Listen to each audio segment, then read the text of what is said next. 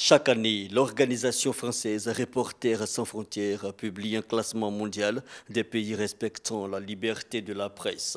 Un rapport annuel perçu comme un baromètre de démocratie, mais dont les critères et la pédagogie ne sont pas forcément connus.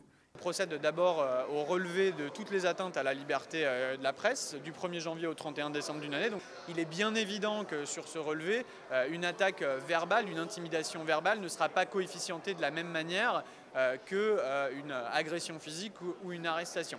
À ce relevé quantitatif s'ajoute une méthode un peu plus qualitative. Reporters sans frontières, dans chaque pays, envoie un questionnaire qui prend en compte différents indicateurs, le pluralisme dans les médias, la transparence, les exactions, etc., à différents experts, 4, 5, 6 experts par pays, qui répondent à toute une série de questions sur les différents indicateurs de la liberté de la presse. Le rapport 2018 est jugé amélioratif pour le continent africain. Cela, selon Reporters sans frontières Afrique, s'explique. Il y a effectivement une légère amélioration sur le continent africain. Elle est principalement due à la chute de 3 autocrates, Yahya Jammeh en Gambie, Robert Mugabe au Zimbabwe, Eduardo dos Santos en Angola, et on constate qu'il y a encore des trous noirs de l'information sur le continent africain. On peut citer à titre d'exemple l'Érythrée, Djibouti et des pays où il est extrêmement difficile d'exercer la profession de journaliste puisque ce sont des pays en guerre comme la Centrafrique par exemple, le Burundi, on peut penser également au Soudan du Sud.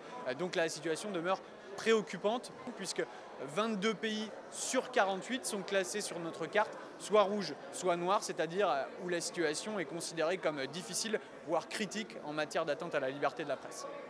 Mais pour ce qui est de la Côte d'Ivoire, ayant reculé de rang, 82e désormais, après la 81e place fin 2016, voici les raisons. À Reporters sans frontières, nous avons répertorié 8 journalistes qui ont été arrêtés pour avoir couvert les mutineries qui ont secoué le pays pendant l'année. Ce sont des journalistes à qui on a notamment demandé de révéler leurs sources pendant des interrogatoires. Et nous estimons à Reporters sans frontières que non seulement les journalistes n'ont pas à révéler leurs sources, mais qu'en plus, ils n'ont pas à faire l'objet de détention pour avoir fait leur travail. La nouvelle loi sur la presse qui a été adoptée par l'Assemblée nationale en fin d'année dernière a permis des avancées. Et nous les saluons, comme le fait qu'il n'y ait plus de motif recevable pour la détention de journalistes en Côte d'Ivoire.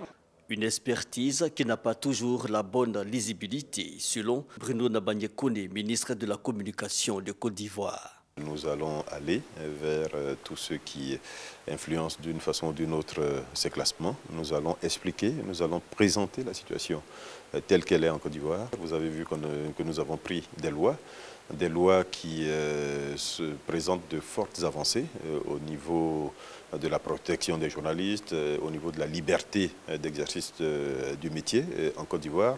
Toutes les peines ont été fortement réduites.